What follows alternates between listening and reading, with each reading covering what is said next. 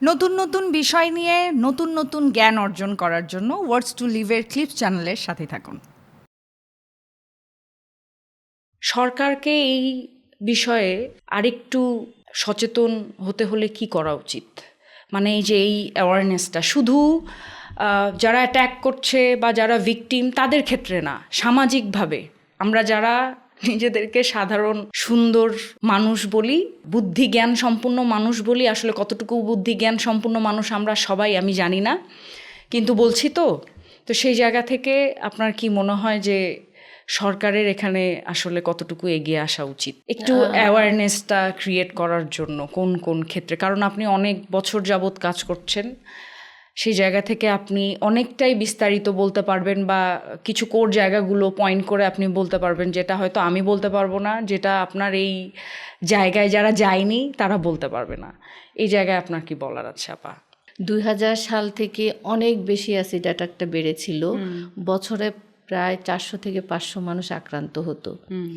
তারপর যখন এরকম খুব বেশি বেড়ে যাচ্ছিল তখন বিভিন্ন এনজিও সেক্টর একত্রিত হয়ে, যেমন এনজিওগুলো যদি আমি বলে থাকি, বাংলাদেশ মহিলা পরিষদ, আইন ও সালিশ কেন্দ্র, নারী পক্ষ, তারপরে বাংলাদেশ মহিলা আইনজীবী সমিতি, এরকম আরও অনেকগুলি, ব্লাস্ট, অনেকগুলি অর্গানাইজেশন একসাথে হয়ে এই অ্যাসিড নিয়ন্ত্রণের জন্য মানে কাজ শুরু করে, যে কিভাবে এই অ্যাসিড যারা মারছে তাদেরকে আমরা নিয়ন্ত্রণ করব, কিভাবে সচেতন করব। 1999 সাল থেকে তো অ্যাসিড সার্ভাইভার্স ফাউন্ডেশন কাজ শুরু করেছে এবং 2002 সালে একটি পুরুষদের মানে পুরুষ এবং বালকদেরকে নিয়ে অ্যাসিড সার্ভাইভার্স ফাউন্ডেশন র্যালি শুরু করে। একটা বড় র্যালি হয় প্রেস ক্লাবের সামনে, যেখানে সচেতন মানে পুরুষদেরকে ইনভলভ করার কারণই হলো যেহেতু পুরুষরা হচ্ছে থ্রোয়ার, মানে খুব মানে হয়তো একজন দুজন নারী হিংসাত্মকমূলকভাবে করেছে, বাট সব ক্ষেত্রে কিন্তু পুরুষরাই এই অ্যাটাকার, এই ঘটনার বেশি।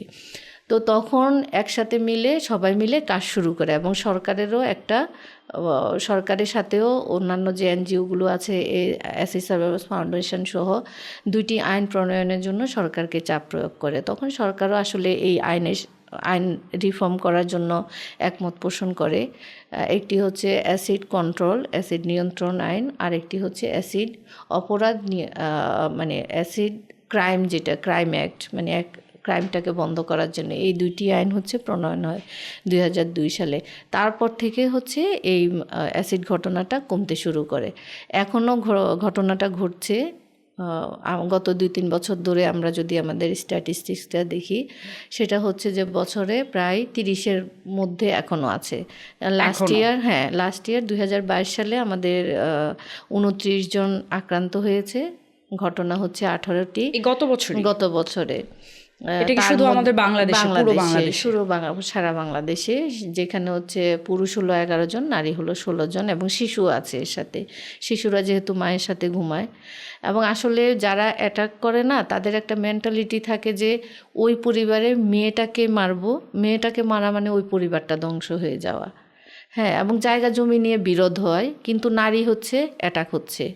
কারণ ওই যে একসাথে ঘুমায় রাতের বেলা, হয়তো করতে পারে না, অন্ধকারে এসে ওই নারী শিশুটাই এটাকে শিকার যুগ যুগ ধরে হয়ে আসছে। সব ক্ষেত্রে নারীরাই বেশি। কারণ একটা ওই পরিবারের মেয়েকে ক্ষতিগ্রস্ত করা মানে ওই পরিবারটা সারা জীবনই একটা ভালনারেবল পজিশনে থাকলো, মেয়েটা সারা জীবনই থাকলো, মানে নারীটাই হাতিয়ার হচ্ছে আর কি।